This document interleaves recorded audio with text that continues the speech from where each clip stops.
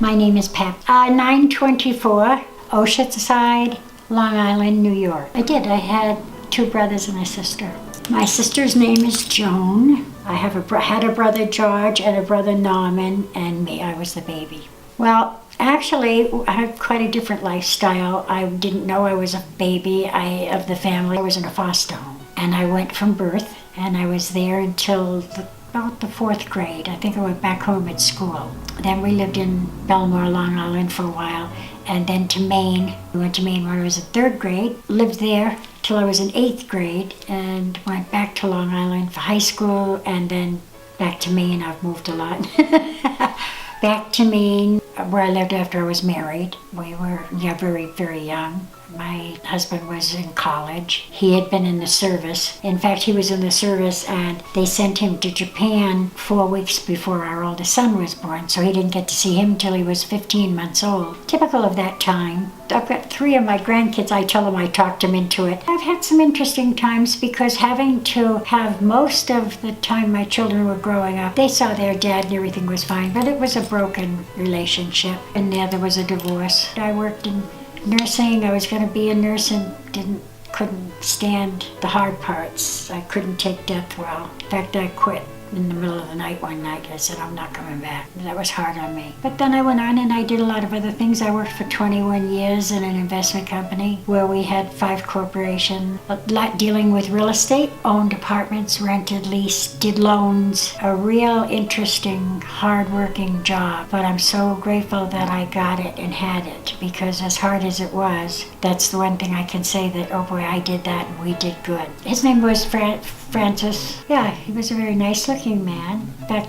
picture of he and I at our wedding, I put up on my door because I said he was their dad. He and I always talked about how that's where we were going to go when we got married. The weather was nice. We had family that had come. I had. And he came home, we're going to California. And I said, I don't want to go. And so we had a little argument and we went. I cried all the way. Nobody knew it. I had my head turned so they couldn't tell. But then I really loved it when I got here. I'm kind of glad.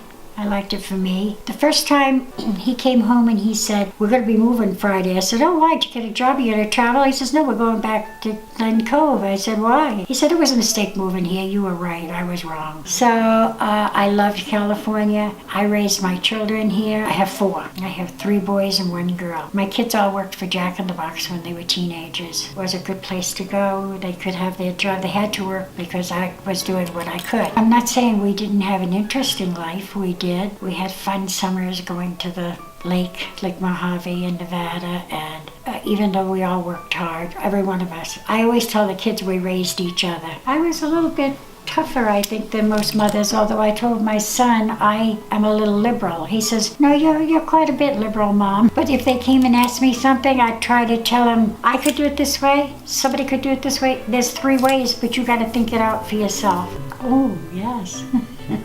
I have 17, and I have 17 greats. I don't see him enough. How can you? I was married to him for 16 years, the same with the first, but he didn't turn out good at all. His name was Fred, and it would have been a very good marriage, but he just had bad problems, and they all came out, and I couldn't get over them.